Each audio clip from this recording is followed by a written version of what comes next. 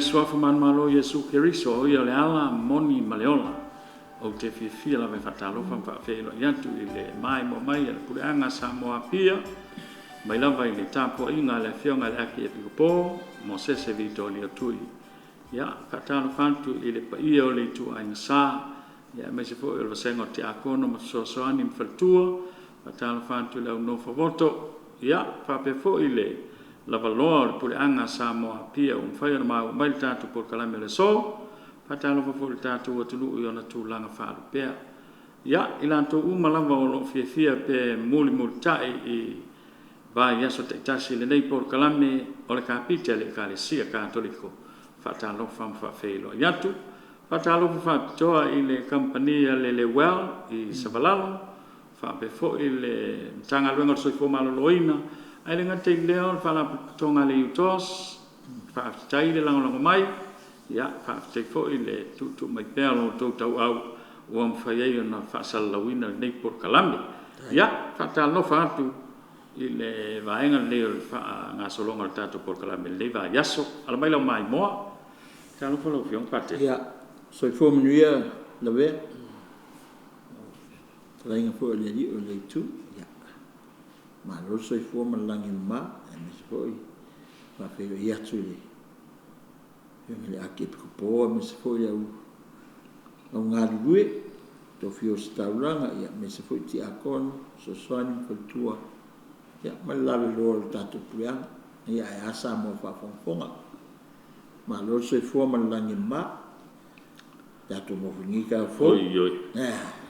ia le di le ia Yesu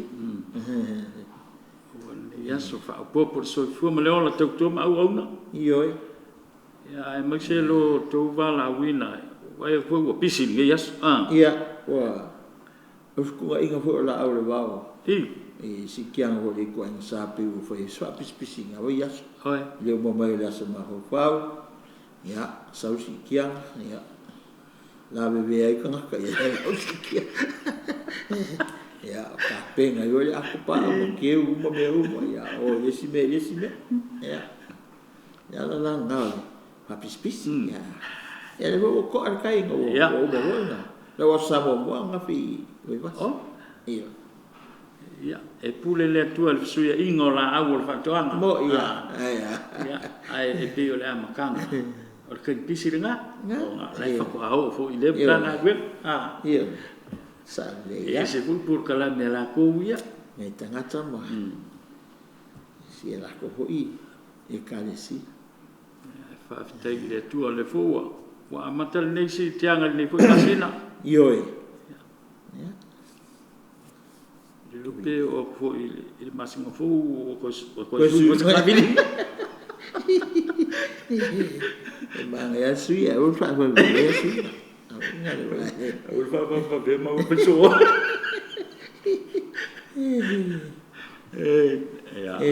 malo o le sata ia le vai solente nei lo fio patele le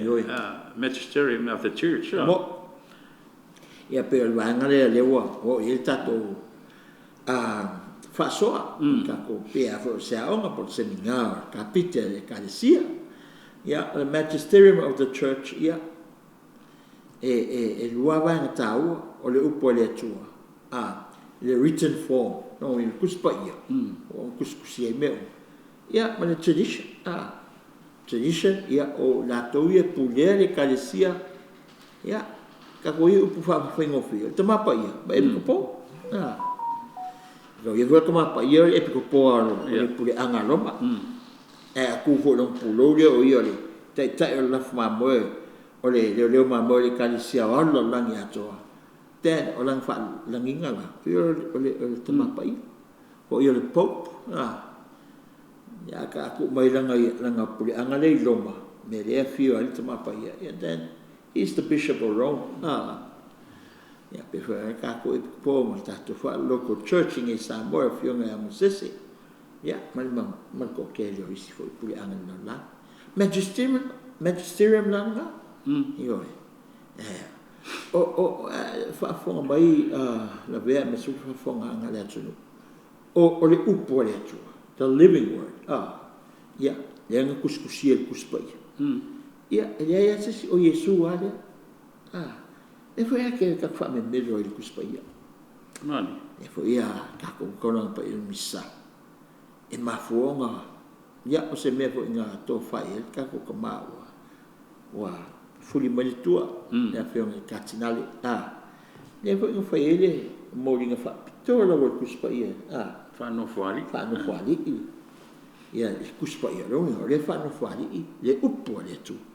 o le alu o le upo le tu o Yesu le whanu whari e wala ka wa whafonga mai ka kopulea a me se fo i Ekalesia ia ele au ia la puata me whainga mai ele a fia fo ia se ma ave le fua i se whaputala a eis ka makaka e whari me so ana ka alo ele amo ia ko le fa sanga fa mala mo fa sanga va fa ko mo ka ko fa fio mai pe fa no fo ali ka ke pata ula i le upo fa alo wi fo ia i ta to fa alo o Yesu ale ona na uli ko kusi o nga fa ia nga lo kuskusi majesty ke wa ile inga le upo le magisterium ma le tradition, ma le sacred scripture, for the word of God. E ainga ia vainga. E mwengu ku ese singa.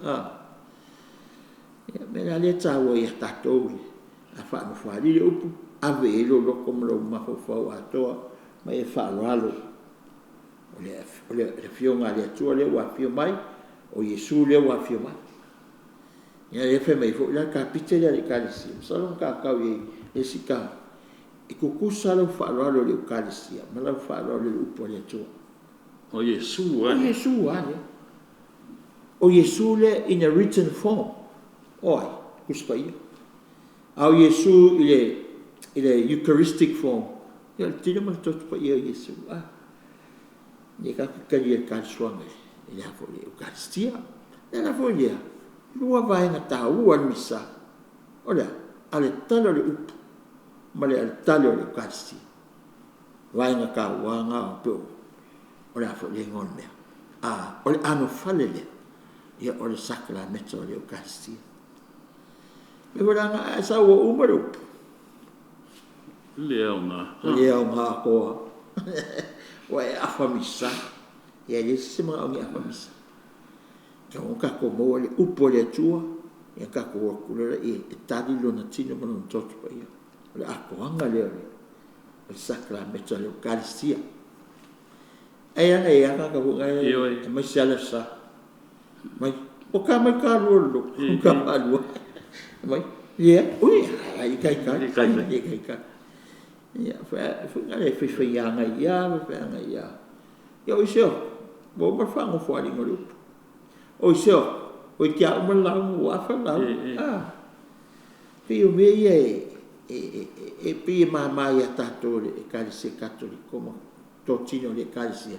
a se metaua ka un ka ko a to ia misa me ngai fo ko ngai fo a foi sa foi yanga misa ya misa sanga a maka ngai fa pelo loto okay ai so pa che le sul pese a makala wale bang sa yo o ka se mama e fa kali Yesu ya tato ka un ka ko fa kali ya Yesu tau ia vainga le tau na mo le matanga le tau nga pa ia misa pe o tempo le penitential right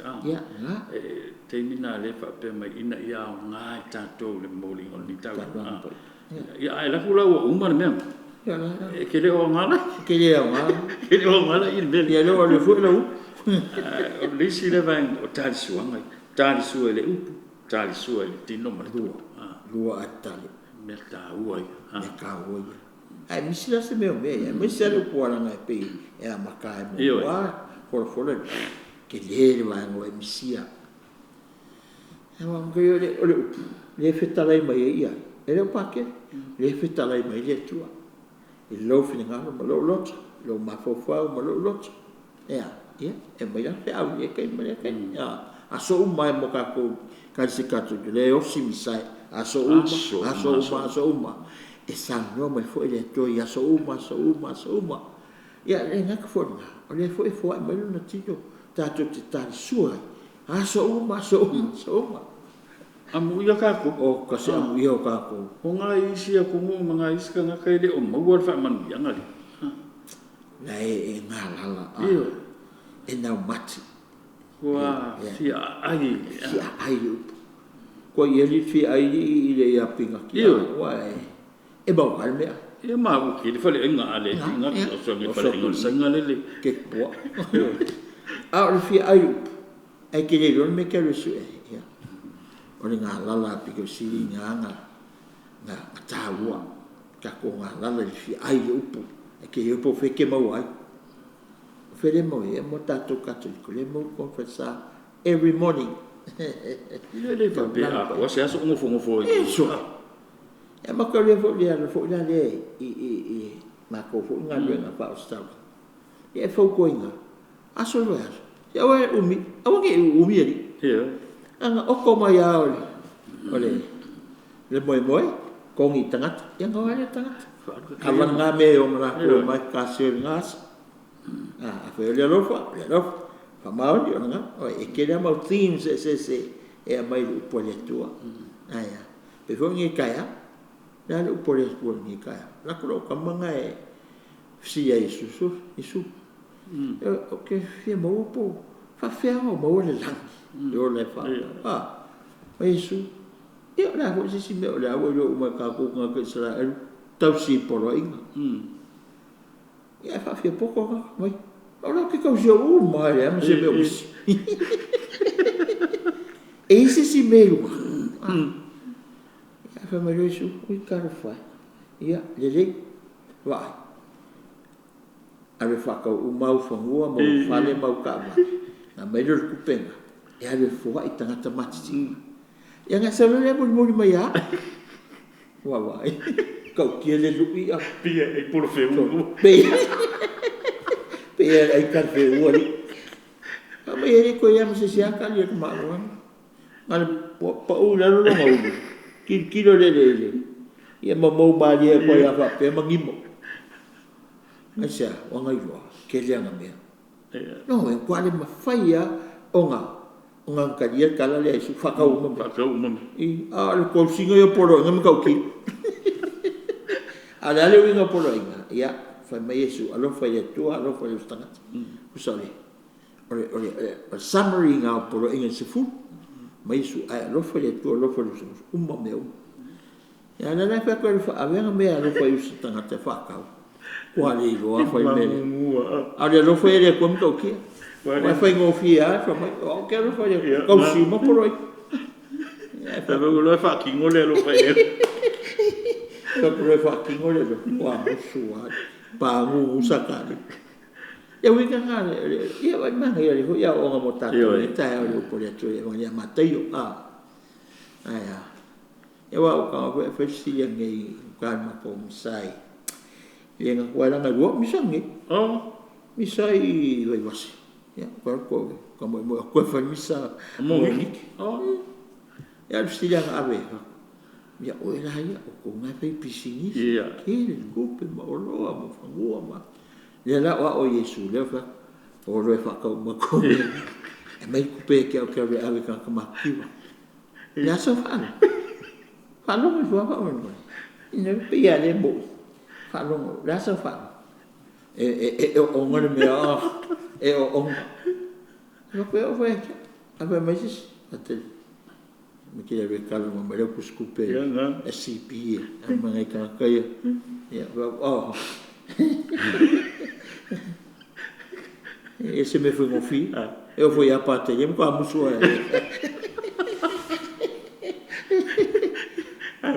foi mais cheio que ele esse foi meu filho com a carango ele era o fatinho lu isso pare se kala ka mai pe fia lo ia ma si ia isso e taua i o le tele o fata o toni e Yesu oka e lu e ka ko il soi fonga le soi fo mau nai Alele. ia e masela ku nga me ia peila fai aku ia il mele kausio polo inga fai aku ia fai ka ranga ia o le fai ia ka le fai a fai aku le fai kingol mele sorry ia ngau mo le poka po Alele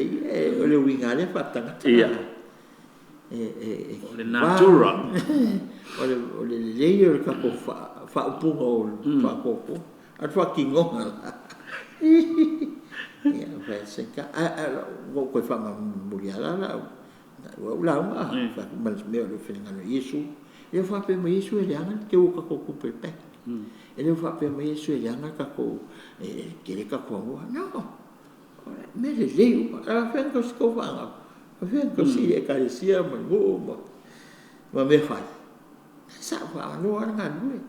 ai o ngi nga le atu to the priority o lo lang oi le tu e mo moi pa me lo o ma fa mo me lo i no winga o me e ke au na fina nga no le tu a ken se ku fa ni si me ka le fia ai ia pera le nga le fe ka mo ia so le winga le fa mtana ia ka mai le upu le tu me la le o ia ma wele upu le tu bebe le mai misa ka ko fa no le upu le tu le aso me aso lo mo mo me se tau fe au tau i fina ngalo le se me lo ko e pa ke po le propo no o le upu le tu e fo i fe au fe sa no mai me le tu mo tato le aso lo no inga te on fa ano lo te me fa ano fo ali ki mai le upo le tu fa ano lo te me fo la le upo le tua ia la ngona aia ia mau lai fa tino le lo fa ia pe le ka wala ngau ka o mangi le upo ia le magisterium la vai le magisterium lo po o kamapa ia ma kupusa oi kamapa ia ma epikopo ele silia kura ko le upu o la tau o no le upu ea e fa winga inga le upu le kuspa ia na ke fai kau me kasio ma o in a systematic way in a scientific way le mana o le upu le tua inga ia maua le ano o le fina ngalo le tua mo tangata ai le pula la ko wa me also ma ia sui me ke le fenga sui le upu pe o istangata ka fu interpreting le Bible mi se fai la un vo e fai ai me la mona la fi fa lo mo tangata ka mo le mi mizo upu ya nga e le upu le tu ya e le upu le tu il to fa le tu ma le wingo o sanwa nga le tu mo tato. Yeah, sometimes they feel the tangata, and then we try to change. Milo. Yeah, mangi fa no. Alo mondi lo. Ke lo foi la fa no wa ya. Ya apa ko ya. Sa no nga Yesu o yo le upu so fu ale tu. Ye ka fa no kuspai. Au ai sa Yesu sa ya. Ya. Fai ka wanga fi. Mongko. Ngai lo ko. so puelo O le. Sa o. E ke le lo ko wanga. Po e. A wo le fa finge wo le ngalo. Ke le lo fa ko so ka nga la ku si finge. Finge o no ese. Ese finge yu kai. E fa no sa wa ni mo Yesu. O ilola fi ma lole fa ma lo longa ia fa ia va venga ma lo mai ia la kulo isi fi o ia so ala ak ma lo pe Yesu ignore Yesu ia ko ya sa va dia Yesu ia ala ko como ku fingo fa me ko fa pa u va Yesu pe ifo fa mo le o le su ki ke fai lo ma kalsa na fingi pa mo o sia kama o ni te mo io sia fio mai se si e fa malolo ia ti le na mai ti nga ia ki ke ko ma no ava u po ka kala ko mai ai Yesu ai vai ele mai mo ko me ai o fa na wa Israel fa na wa le tu e uli o ko se vai sa wa o e uli o e mai ni si tu lo wa fo nga sa mo ka ko le wa ko pe u pu ka ke lo e ma ka ki u po ka ko ma for sa wa Yesu ia ana ko sa wa ali o Yesu ana ko ka mo ko fa mo ku tu ia do fingi ia le nga i ana si aku Yesu pa mai ais o la ngi fai a Yesu yo e mo ia ma ko mai e ma ka ke ai ko me ai ko u mai au to la o ko o li ia ma ko o a ko ke fa ma ke ai me ko u mai ma e fingi fa fingi o lo fa tu wali ko ku e ma wala lo fingi ia yo tu langa ya ongore yang nau ya fe ele li ya lona nacional lo matia temonio ele la fa alo Yesu so le kalia o tele lo muti vale o Yesu ya si la ko Yesu mai fu nai mutua tele lo fa tu po lo fa tu mutua tele ya aluia lo ai o malo lo ya la tamtene kabalo aso le mama ele fa pera o le ma fa Yesu o le mereng fa Yesu o le lui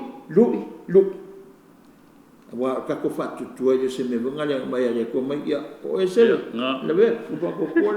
ko la wanga ya oi aku so me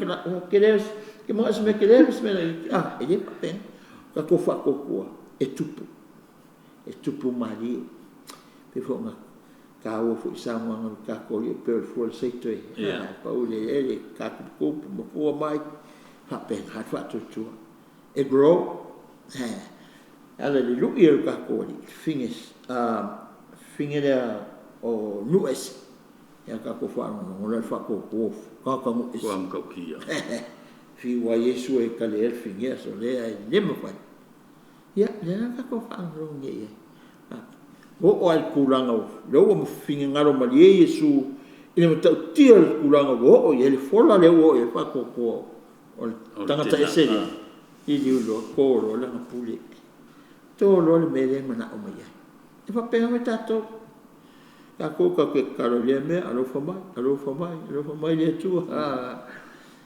ya ale kali mai le ko po ka ko fa ngau ya pasila ko su ya po fa msingo e balo a ko fa inga mai yang kira ele o ka po mala fo le li fi kai le tu ese le manga yo le mene oka le mele nga fa ye va fingene ele i fakir va fingene ele i fa vai fo e fai vo sa o Yesu la lo ele ba ye wa ayang ke lo peng se fa fingene vai va se le e fe ko ayang Yesu la ma pe ala lo kilo lo se ngala yo e fa pe ka ko e ka il te le nganga le ka ko ma fu to me tu ka kalo lo mai e se kama mai e se kama se kinga e pe ele o ka li mai ko en ke ale o ka ko fa vai sa o le se fa tu o ma vo fi al lo o le vinga io mi so tato e va finire ele i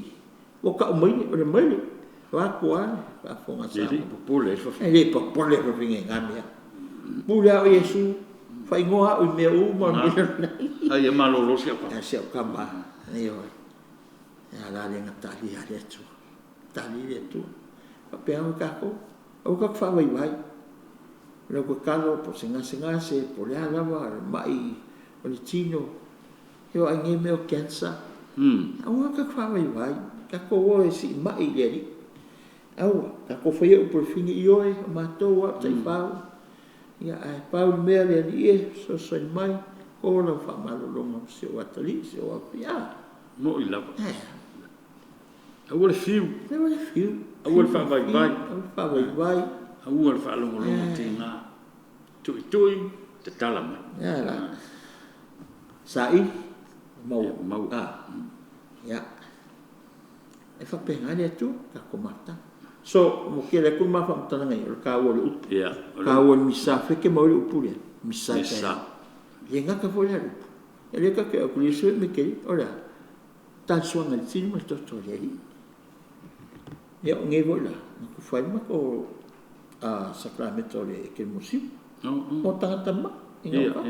i webas hai mo ke le fa mo me nga ka webas ore up tino mal tot so pa yo fa ma ronga yesu mo tanga tama hai ore ya ka ko le ostala ia ka ko me ia e peng fa yesis na ka ko wa la me ka ke kai a me tana esa wa esa wa la fa ma ya sa me amanya me sa me ele kan dia ala sa wa ma ala sa Jose e refi au e masanya mai fa pinge o ka se wolle ya ko me fo nga so au fa ya na lo fa ai fa pinge ya o tisi mas me alo me lo ista ai lo ke mi wo ve bese ko nga e po ya se me wo frika nga e wo le ko ke fo mi si le le ko ka lo le ko so o le ni me alo ai ke ina la ku fare mi sa pa ke le dice kaya ku falan komio ui e ke le apia mai ka fare le lenga pa fingel fa wa minga ko pa pe li me sa wa pe ya pa ke ni Resi, anu ni spikor ke wo anu o ke ya la komio ke pa komio amanya me sa me que mangala kau kala que mai tira pero wa ko bani fa lu fa ko wa musu kau kala fa ma ya wala ya le mo que mo wa e fie os que alwa va vinha ave e un pengo foi e que fie un poco e wala ki le fa kamu pule aru ba biangan vale oi na le ka ko os ka na ali me ka ko angai o si misa mo moli ai tangata ile tua le upu le eucaristia me se vole papa yanga la tonga senga se mai es kingo ma fo nganga e ale fa unga a yesu ya o ka o mana la ya pewa ka fam ka le ta o le upo le tua ya le fa mai le vadu fitu mai the faithful receive with docility the teachings and directives their pastors give them, mindful of Jesus' words to his apostles. He who hears you hears me. Lucas FrIoaneOno, Lumen Gentium number 20. Lai upuia Yesu. O le whaalongo ia te utou. O whaalongo fo ia kia. O ele sama, o Yesu. A o ele whikala Yesu, o ngā apostol. O mai, o kala o e whaalongo ia te utou. Whaalongo kakanga ia. Se vale ka o apostolo ia. Mo tātou teme, la o stala. Austa, kama epiko po mo stala. Le la ka ko mele. E ave fa so e tangata. E pa ka pe mo mo. Le foi mi sa. Ka fia le. Ka ko la ka fia me alo fa tu. Le mai tu o au ko foi me. No mai le tangata fa longo ia ke oi. O le fa longo ia tu fa longo fo ia ta. E le fa longo ni ka ka le. Ahora la falo. Ia. Na kama la kusia. No mo le mo slides ia. Ya, ya lai la fai kau aku ama. Fa talai. Ya, fa mai le si fa punga le leiva ono. What Christ entrusted to the apostle or apostolo, they in turn handed on by their preaching and writing under the inspiration of the Holy Spirit to all generations until Christ returns in glory. I will fa punga le ka fa ye uman. And we see you go feel my Yesu. Learn me, my entrust to the apostles. Le melenga, le onga le. Le upo le tua, le afol kuspa ia, male talatu, male magisterium, me yanga mai le tua. Yanga ku waku le apostolo, hand on le apostolo, ina ya, ne ya fa soa le apostolo, le fatu tu, le wo mai ka ko kai. Ya fa soa me le apostolo. Yanga kan ngoi ngi, ilaunga, launga fa soa le upo le tua, le kufa. Ya ale ngaka foi o kuskusinga, ia se mau kuskusinga. Tamao le Ekalesia, kaimio Thomas Aquinas ia, kamaku kuanga, Saint Augustine, Saint Jerome, tamao le Ekalesia o mawai atu. Ia lai wha wau mai ngei fui kako kama, e pe iau tai tai le Ekalesia, ia kama pa ia, o kas kuskusinga a ngaka mao le Ekalesia. Kako mau fau ia, Pope John Paul II. Okay, se kero kuskusinga. Prior encyclical letters, on pastoral letters, ya ona isia nga kusfa apostolo nga e abi epikopola lang ya. Kakoso e umari ngon menga le kuko e mawa uma ya po le website por el Vaticano. Ya mawa uma ki kusinga o se maka mo fe ka ke fiu e paso. Ya. Oleh fa so me ala ko ma ko fo le upule ale tu en ka kan mo ngai ma le fa wi ngai na sa o le upule tu ya le lai fe mai o le mele na mai ele o apostolo ya tato le tu lima tu mutu ya tato si o me ka ko kan ya le la ka ke fa wa ma fa aka ko la misale ko ke kai ha pe ma tan no na vea ka ke awal lo lo misa fo le Yesu foi mal apostolo de stof pa ia lo lo misa ngau se e Yesu o le ostal na silia wana o ia fo le ostal o lo misa ya le ko fa solo mai ya o me alo fa le ale a Yesu lo na apostolo lo to foi el mene fa ma ngako ya o le ai lo tino inu lo toto e mau ia le o le fa va o puia ka mawai Yesu i langa ua misa ia o apostolo fa penga fa tia la o apostolo la to te fola e ma tufa e sacramento lo na i tupulanga fai mai ia le wo me ai kako no mi ke me ka ke misa sa ko ngi ki sa on misa nga Yesu se vai na ka o misa tu va pe ka ko ke ngi ia ngi ia ka no le histio karang pa ia misa ko fo ia Yesu le astof pa ia le nga fa tu Yesu sacramento only you can see about so that's the beauty and that's the importance and significance of the sacramental Eucharisty. Kakula yung misa ngi kaya kako awai fo misa nga Yesu maso uma vai yaso atoa e ke mako ya por clamene fo e mako ke le vai pe un sta sa mala ko per ka misa o ispo clame au karbo misme ya me ngai e me foi anko kupu mai pe ka ko mo misa pe on ele te inga le Vaticano lua Second Vatican Council for mai the Mass, the Eucharist, is the source and summit of our faith. Knowing o tupuanga lea, ia mali unga lea,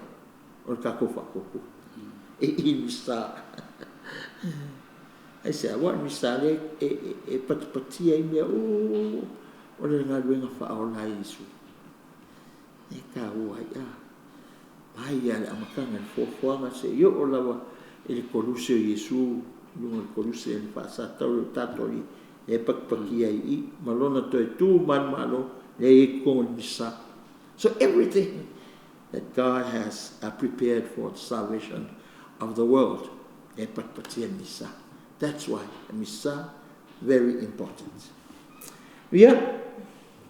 Au ngena mea uma. E whapeo whio se malo so tangata. O le malo si marea kamai o kamapa ia po e po. No. Mea uma o le mana o le angapa ia. O le mana o le angapa e usuia i tato. E me se o tato taitai. Ne ia. Whaatino le nganuenga le o le wholopea. E hala i sakramenta. E ola wha sakramenta le Ekalesia. Masa taulanga pa e misa.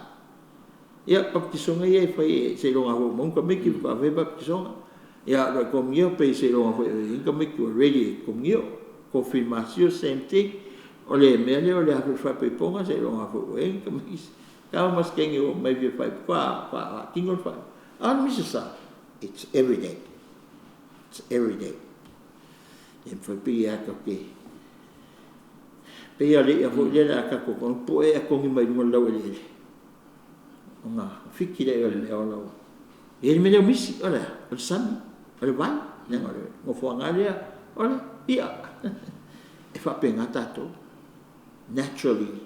kako e awali misa le, a le se misa, o kako ngā lala, o tātou ngā lala e fi ai, ma le fi inu, le upo le tua, ma le tino ma le toto le atua. Ia ni ngata foi e nau mati o tatou langa. Without the Eucharist, without the sacraments. Ia, e lefa mai iwa fitu, sacred tradition and sacred scriptures. Yeah? Tradition and scriptures make up a single sacred deposit of the Word of God. Nada. Le upo le atua. Yeah? The written form, the sacred scriptures, yeah, but the traditional form, for the form of tradition, the magisterium, for the office, teaching office of the church, yeah, makan mo ako ma lavea, il tamapa ia, ma epiko, yeah, la kovia, la tovia tu tamiolo, ele haoina le Ekalesia, le moni le mena le upo le tua, the sacred deposit of the faith in the Word of God,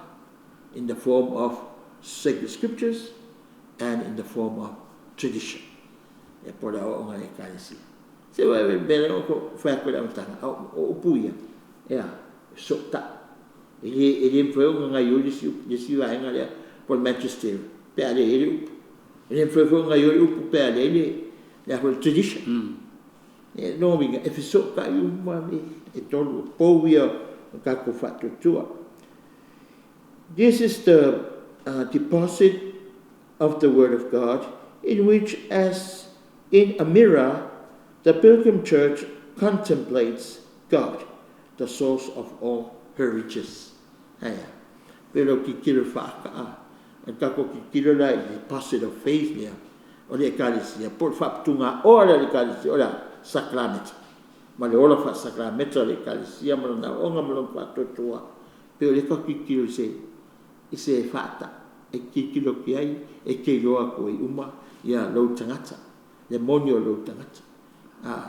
Me swa le kong se me, ia pura, la e whapenga le, sakramenta le Ekalesia, sakramenta uma, ia ka ke roa i ngā, e meo kako defectai, po meo kako, e kako la ngonga i fōi, e lofo le tua i tato. E ale sakramenta. Megale deposit of faith. The church, in her doctrine, in her life, and in her worship, perpetuates and transmits to every generation all that she herself is and all that she believes. Ia, ora fo le Ekalesia, le Ekalesia katoliko. Meaning, o le Ekalesia, o le langi ato, ia ilana whaatutua, ia nega ke whapea malonga whaakokua, ilona soifuaina o le tala lei, e mese foi, e ana iana sauninga lotu, pera ni sam sakramenta. O i nega ke whaawawinga ile, e command a Yesu o le o tala tali e le wa pe me su ko o ya felika ko ko no ora e le ora fa sacramento le Ekalesia o ina ia tatu te e fa kingo e folo ka ko sao e fa ke kai o te fa po ia o e ko ko fa po ora tasi e le fa fani e pe o Yesu ma le Ekalesia o tasi la o e pe o le tua ma le no Israel o tasi la o pe venga su ngani le tua ma Israel ke mi ho matanga po le fenga ale tua ma Israel pe se fenga a se ngani o lo to tua o to lo no o ko ke ska e o polo inga o ngo fa ni le ya to au ko le ska ya fa pe na fo na le ma le o to e le fa ma le o ngo le tua a o ko fi ma le to to la ai na me ya mai fo ya Yesu ya ma le Ekalesia e i tato ya pe se fenga a Yesu ma le Ekalesia o Yesu o le ulo le Ekalesia o to tino es o le Ekalesia Paulo le e ele me ka o le mystical body of Christ tato ma le Ekalesia ma le tino le Ekalesia fia piliona tangata le Ekalesia ya atasia ka ko o Yesu ale ele ulu ele ola tangata ele maska ke falua ese kulo e falua ele seu o le ulu manitino e kakau o nga fatas nga pipi fatas ya on va pengalia on ola le tino ya fa penga fe on ola le o no me o se maftanga e fa soa fa pena fo la le ia le afo le ia le tangata ma le Ekalesia e awa ka ko pi i le Ekalesia ma lona fa tutua ma tino tatu te ola ale le ska ko ulu pe le Yesu ka ko Ekalesia e o le se me ka kempi we can do nothing without God ya ele está we fuinga vaenga thanks to its supernatural sense of faith, the people of God as a whole never ceases to welcome, to penetrate more deeply, and to live more fully from the gift of divine revelation. Why?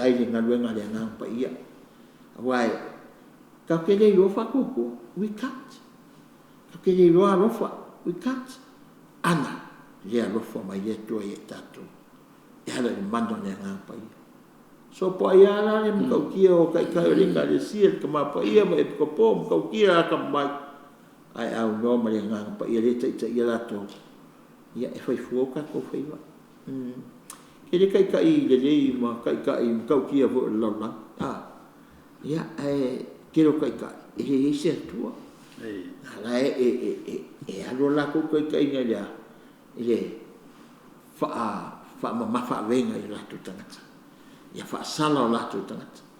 Ale Ekalesia katoliko. Ya ele fa sala tangata. E se fa pupu le Ekalesia pe a lo vale ave oe fa polonga. Ya ngole pa wale ya fo le e tu la fono tawa le Ekalesia. O le lofa o le fa mangalo. E pe fa tino mai le ulo le Ekalesia o Yesu. Na Paulo me ka ke mawele le file mu. Paulo awala tatu te mawele ola. O le loto fa mangalo. O le tatu fa tutua, o le loto fa mangalo, o le anganga au natu le si lesi. Pea mea ka ko fa ngolo ka ko li fa ola. Anga fa pea no pa se sa mo Yesu o livro le fi foi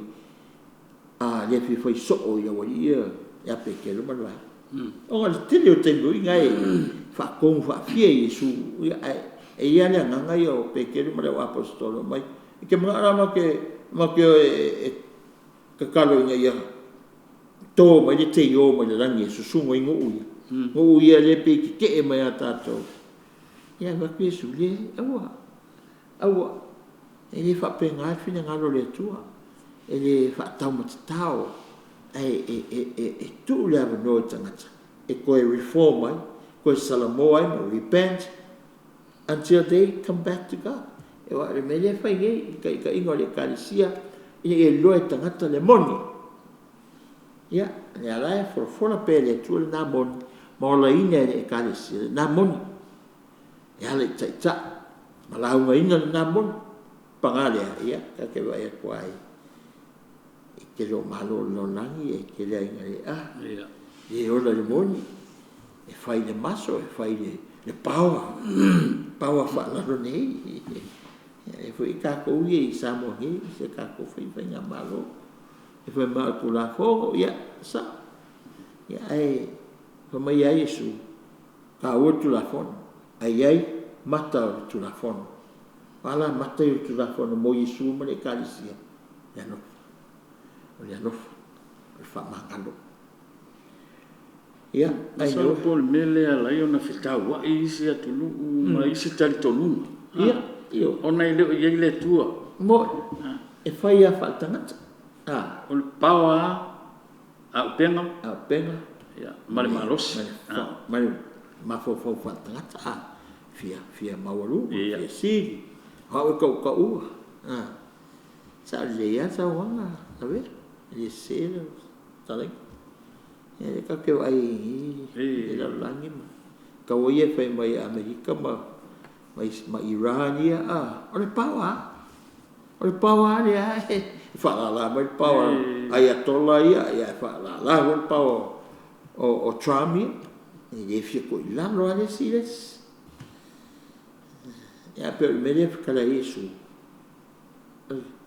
ta ia la lo le sa man inga sa man e lo mo ka ko le mu ia sa vale il file mu sa vale o Yesu nga ia ya fa io mai lo le memori le the task of interpreting the word of God authentically has been entrusted solely to the magisterium of the church, that is, to the Pope and to the bishops in communion with him. Ia, alana o whaiwa ia, o le kamapa ia, ma le au e pikapo, o le ala ko whaiwa, interpret lo winga, wha li liu, o wha winga le moni, o a fionga pa ia le tua, le upo le tua, o Yesu la ia, and mai se fo the interpretation of this tradition. Po te talitua le Ekalesia, ina ia, e ne o ngatusa, ma le tala le ma le moni o Yesu. O whaiwanga o te tala le Ekalesia. Alone, ma e le alone le ko mai o. No wingi. E le ngofu ke le alo ani i o whailua ki ga e sau mai. O, whamekus pa ia ma. E le aka ko wo le wai le fa pe fo la e sai tias tangata i le ngai fa ka spa ia mo ngai ma fa pat mo le Ekalesia katoliko rai officially ma o nga le Ekalesia wo tu mai fa pe oni dogmas po me o mata upu silo lon fa to tua fa vai no ku spa ia ele so foi ele se fama ia po se nga we lo fa mo ka so we mai e fatino menga ele tama pa ia mona suli o la we pipo io le sina me le beves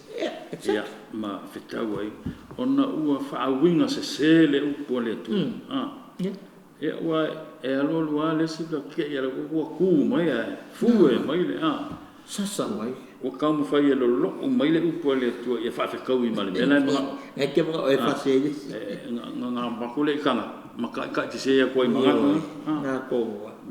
pe mela nga e pui ele ka se pe nesa pe tala ile me io me ko nga e a fo me na mia le Ekalesia le moni o le tua e mo moli tangata ma sa si lo le Ekalesia sa si lo tai e fa winga tonu le upo le tua ma tu spa ia a fa la se e ko ke se ia se se uma ko ya ka ko me la le o nga le Ekalesia malona tala fa so pito lua fa ka sanga ma ia Yesu e la va ka ke fo la ma e la va ka ke fo la le upo le tua o lo tato tonu o le moni le o le moni le. Ia pe anga e sa mai fo isanga kule mai ia kai mai. O Yesu le se Yesu nga ko le kwa sa Yesu mo. Nga lua ko ai lo le si le sa ala ko lo o mai ang ko le mai mo ke le o ya so le ala ang pa fenga yo la mai lo na ko wa so le for le ka wa le magisterium of the church ya mesele va nga e to magisterium ya o le the word of God for sacred scriptures ya ma le sacred tradition por tala tu ma e mengo kupu ke me Yesu se va solo mai se kama ka ko ke me e va pena ngal ngum yam ke lapis no we need that aisa pe a upole tu o ngai e fa waita o nga luenga la wa por solo mai Yesu lenga fo ma di mensa o le Ekalesia e fieto lua pe tau sana talua le wo mai tato le se o Yesu ale kas o le o ngale kas o fa tu ale kas e ka ke o mai moli e la ta mai le Ekalesia e o fa ta se la val tu spaia malan tala tu ya ai mai se po la le pule magisterium awa aku ni pule nga ka ngai fa o la me ya le va pe fa ke ngai ka ko uso ya le wa halo wa si Ekalesia le wa nu wa kon wa vai fa vai lima Ekalesia katoliko ya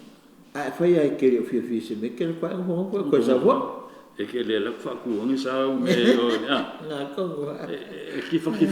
fa mai sa le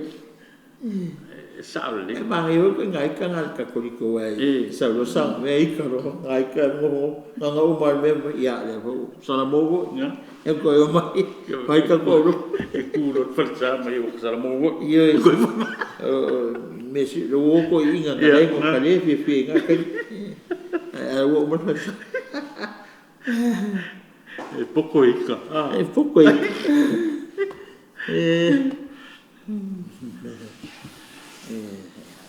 ya malo va tai malo la val sa no lo fiong pateli ya manatu voi wa sa fa fa manu ya ngol leas ya ai mas o fa so ale tu ala ila no ma di ya mai o le taua le katoliko lato e tau te leo matativa e tau te leo mamao ai fo mo ila le ai mo ai kalange oi per sai la tatu anga ia misa aso a uma man misa ya e ale o foi mo fie isi me o mai mo buri mai le o le fa sa o le mo ale kamilo e si file la sa o se jo di brother David yeah Friendly si famai al misal ka le mai se elo fa e lo ma po mai fa le falsa kala al file le me ya remember near unto church further from God ya tira kala ngala va pe wa vela kala ko pa pe le e ngale kanga so ko ngala velo ko ai lo mo ko mama ai lo lai pe man mo ye no o la mo ye pensa ele ngale kala pe la remember near unto church further from God ya ole ko le tu ya va pirni a noi lo fiong ai di pa mai na proclame mal fa lo fiong patele ya mo li fa malo mal pa tal tatu au mai mo mai fo e me se la fa fonga tatu proclame malo la va to on sai pa ta ya fo le amana io ne proclame ya se fa so ai pe ta o nei lo finangalo pele ai ia lo meta wa fa so pele tua yang foi mai Yesu lo na apostol tala ia tala le ia o nei program o vaenga le o sanonga le Yesu malang poloinga tala ya la fa kingo tala i lungo ngai ho penga toilang pengo fie na mo to tele mele fa maloa fa tai ia o le mako kalo ia to mai langi fa myanga le tua ono lo to fa tua ia ma ia ve fo ma ngal nei program ia so soani o tatou whatutua ni e tatou mautinoa o le upo le tua o le talatua le Ekalesia ia mataitai o tatou Ekalesia lo tatou tau whai e o mai le moni o le mone whamaoni o ngā moni a Yesu e ala mai i lana upo o Yesu la waia o le upu soifua le tua o le iutina tangata mo i tatou ia whamanuia le tua le nei aso nei nei tu lau toe ia kako whelua i foli nawa ia spo ia lofo maneanga leo le tua soifua mai ia manuia o le tatou porkalame le nā mo le so ma le nei va yaso whaftaitele la vai lau mai ngō mai tatou whaftai whaatasi le whionga pātele Ioane Patitaono ia mo le awa noa tāua ma le wha asoa tāua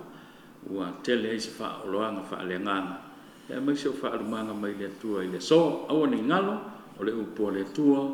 o le sulu yo vai ma le mala malama yo wala man wi to e le so ta tu felo advice fo so